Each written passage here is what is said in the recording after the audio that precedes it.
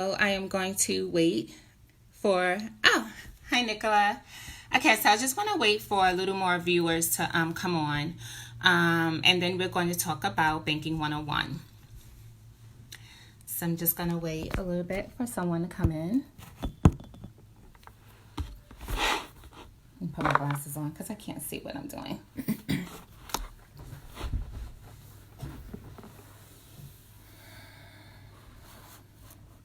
Okay, so I'm just going to go ahead and start. So my name is Asia Armstrong, and just to tell you a little bit about myself, I met Nicola about maybe a year ago at a store, and I overheard her discussing her organization. And she was talking about it with so much passion and so much passion that I had to come and ask her what was this about, or what was her organization was about. And I really liked it. So I just want to say thank you for welcoming me into your space, and just giving me the opportunity to let you know that I'm coming in with an open heart. And I have some things to share, and I just want everyone to know that I'm here to help and want to be used however it may be. So I do see that there is a few more people on, so I'll go ahead. Again, my name is Asia, and we're going to be talking about Banking 101. I really feel that this topic is very important, especially for a lot of the young viewers, because they really need to know how to handle finances. Some of them may not have jobs right now, but they do get money. They get birthday money, they get Christmas money, some of them get allowances, and you just want to begin to teach them how to utilize the banking institution while it's there. Now, I will say that with all this pandemic going on, some of the information that I do have may or may not change, but the bartering system will stay the same. So here's a few things that I feel that young adults can do, especially under the age of 18, and these are some of the ways that they can utilize the banking system. There are accounts called teen accounts, where you will open up the account with your parents. So you go into the bank, and they will open up an account, and it'd be in your name, but your parent would be the overseer. And there's several things that you need to do before you go to any bank. You need to pay attention to the minimum deposit. You need to pay attention to the amount of fees that the bank has, and you also need to pay attention to how much you would need to open up the bank. So some accounts allow you to open up with zero balance. Some accounts will allow you to open up with $25. So you have your minimum deposit, and then you also have how much fees. Are they going to charge me to have my account open? Are they going to charge me to keep the account open under, let's say if I have $50 in the account and they need me to have $100? How much are they going to charge me to keep that account open? So those are the three things that, you and your parents can go over when going into a bank and want to take out an account. You want to think about the monthly fees, if there are any. You want to think about the minimum deposit, if there are any. And then you also want to see which bank yields the highest APY. So that means APY equals the annual percentage yield. So how much money can I gain at the end of the year for storing my money? So those are the three things that you want to look at. Also, a lot of banks now are very competitive, so they are competing against one another. So another thing that a lot of the banks are doing, especially targeting the young adults or the younger children, are what they call virtual wallets. So these virtual wallets is a tutorial that will show you how to utilize your account. They'll show you your spending. They'll show you your finances, how to manage it. They will show you where you spend your money the most. So if you like Starbucks, they'll show you how many times you went in and bought Starbucks. And they'll also give you some suggestions. Maybe if you buy Starbucks, maybe like once a day and versus twice, you get to save this a certain amount of money. So you want to utilize the virtual wallet on any account that you get. Now, also what parents can do to help you with learning finances and managing money is that they can take out CDs. Now, these CDs is not going to yield a whole bunch of money, but what it will do is that if they have an extra $1,000 or $2,000 that they can set aside for you for later in advance, they can drop it in a CD. So these CDs does have some type of APY. So your annual interest can go anywhere from, let's see, 0.46 up to 1.80, depending on what's going on with the stock markets and the rates. So that's one way that parents can help the younger ones as well get money. Let's say, if they want to take out a CD for 5 years. If you're 15 and they want to do for 3 years. So your CDs, you can take out a CD and you can hold it from anywhere from 3 months up to 5 years. And then within the end of that 5th year, you can cash that CD out, and then your child would have extra money or extra on-hand cash. So those are some of the services that you can use at the bank as well. Another service that is really good for young teenagers is secured credit. Those secure credit cards. These are cards where you can go and you can deposit $200 to $300, and you use those secure credit cards just like a regular credit card. But what this does is it gives you responsibility, it causes you to be disciplined, and it helps you build credit history. So sometimes you're 18, 20, 21 and you don't have credit history, or you go away to college and they'll like to pump a whole bunch of credit cards in you. Well, if you don't know how to utilize the credit cards, then you can mess yourself up really, really bad. But if you learn at a younger age how to use the credit and how to leverage credit for the well-being of yourself, then you're building up credit and you're building up trustworthy. And basically that's kind of really, really important, especially now. You're trustworthy in credit, and knowing that you're not going to spend more than what you can pay is very, very important. So these are the 3 things that I think that you should look at when you open up the account. To make sure that the bank has some type of tutorial, which they call it virtual wallets. The APY, how much interest can you earn if you keep your money there? And you want to choose the bank that has the highest annual interest. They're not going to be so high where you can walk off with $1,000, but if you can make $10, $15 at the end of the year, keeping $100 in that bank, then it's better than keeping that $100 somewhere stored in your closet or under your bed or in the envelope. So, you want to utilize the banking institution. Also, what parents can also do in using the banking institution, besides taking out CDs, there's bonds. Bonds is a little more aggressive and they require a little bit more money. But if you have that and you have the option to take out bonds, that is another service that the bank offers as well. They also offer stock dividends, which you will go in and they'll tell you how much money you need, and they will take that money and then they will trade it along the stock exchange, but it would be for household items like Glads, right now, toilet paper, just anything that's household, the bank would do for safe trading. That's another way that it gets you some education on trading on the stock exchange. It will get you some education on investing. And I think that these are the things that young kids really need to learn now. And you can get that right there in the banking institution.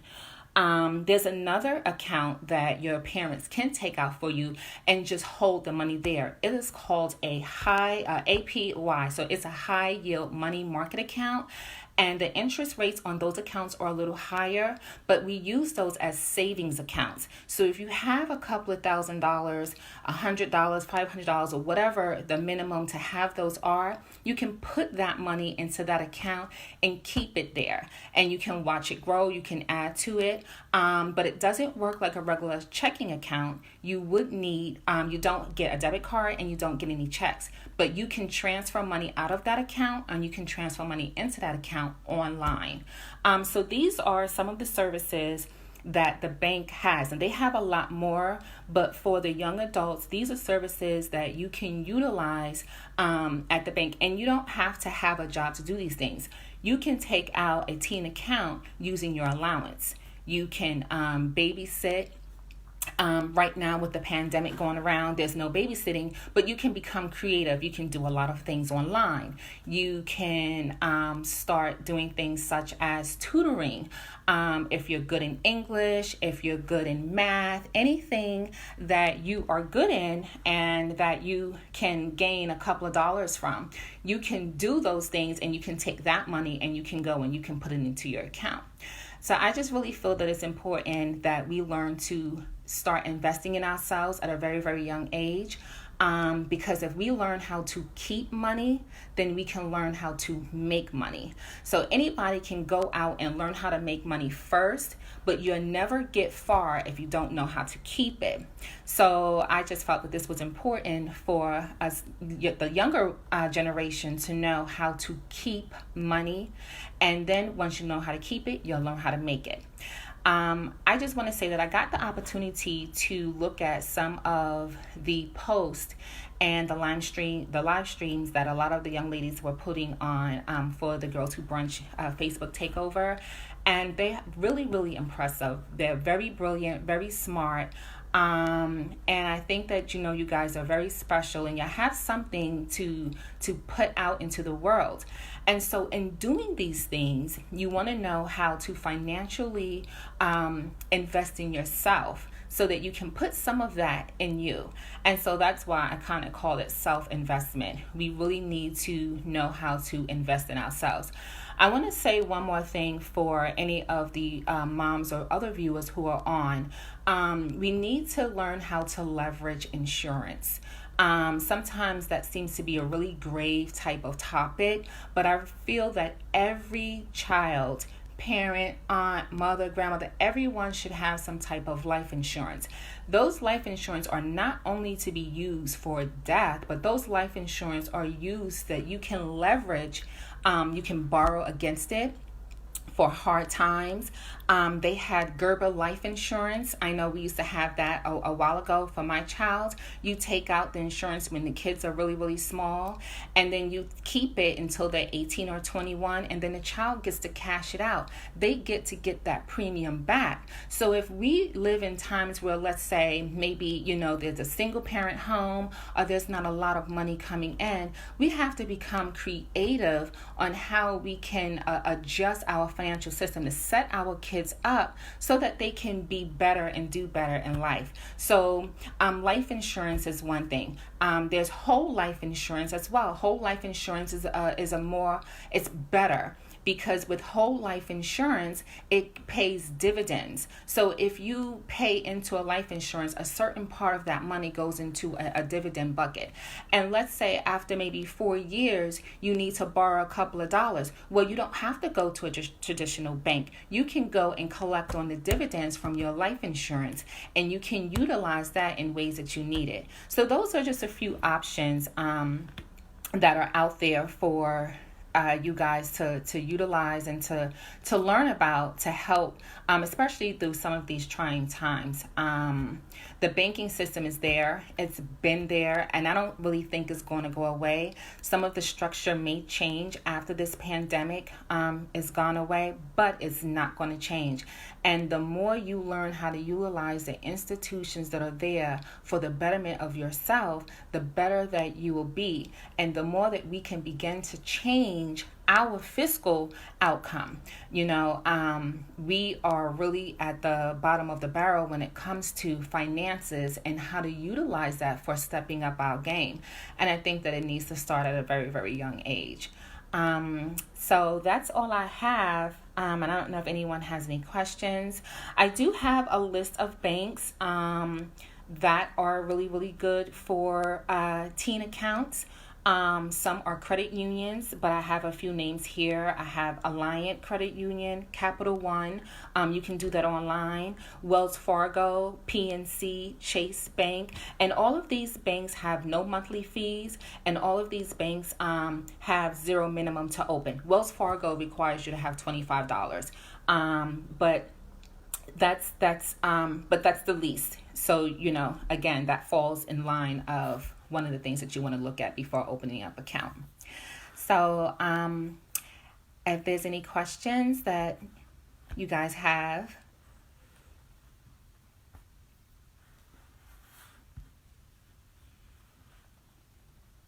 Any questions? Any questions? Okay, so if there's any no questions, again, I just want to iterate that it is very, very important to utilize the banking institution. Again, for those viewers who are 18 and under, the three things that you want to look at before you go and open up any account is you want to find the bank that has the least amount of fees. Some of them will waive monthly fees. You want to go to the bank that has the least amount of minimum deposit to open up your account. And you also want to choose the bank that has the highest APY, that is your annual percentage yield. So every bank will tell you if you open up the account with us, we have a certain interest that we will give back if you keep your money in an account for a year or so. So you want to choose the bank that has the highest percentage of that. So just to go ahead and recap, you have the virtual wallet, which is a tutorial. You can go in and it'll show you how to manage and control your finances. For the parents, there are CDs, I-bonds, dividend stocks that they can go in and invest for the child. They can keep it there, like I say, for the child to turn 18. They can keep it in for anywhere from 3 months to 5 years. There's also insurance that you can use to leverage some finances and do some investments, especially if you take out whole life, which you can use the dividends. There's also penny stocks. I forgot to mention that. You can go in and talk about penny stocks when you go into the bank. And those the banks will begin to, they will trade the money and put it in funds for your child to go in. And you can give it to your child when they're 21. You can give it to your child when they're 25. Anything that you can think of, we have to become creative and being able to provide funding for our kids, especially when they get out of their home. Other people are doing it. I think that we need to learn how to start doing that as well. And those are some of the options that we have, especially, again, for those who may have single parenting, money may be tight. And again, like I said, this is information that we can use after all of these trying times. And basically that's it. So I just want to thank everyone for watching. If they have any questions, I do have an email that you can definitely use. It is Asia, ASIA 01 Armstrong @hotmail.com. Yes, I'm like one of the old ones that you can use. You can hit me up. You can send over an email. I can answer some questions the best way I could. I'll give you the same advice what I give my kids. Everything that I'm saying here is what I've done for my children. And it definitely works, and it just feels good. Graduation comes, you can pass over $5,000 to your child. And even though it may not sound like a lot of money, but sometimes we just can't pull that money right out of the bank, for those special occasions. But if we build up to that, then we can always have it. So again, I want to thank you guys for tuning in. Thank you for listening. And if there is no questions, everyone be safe. And we'll get past this and we will talk again. All right. Thank you. Bye-bye.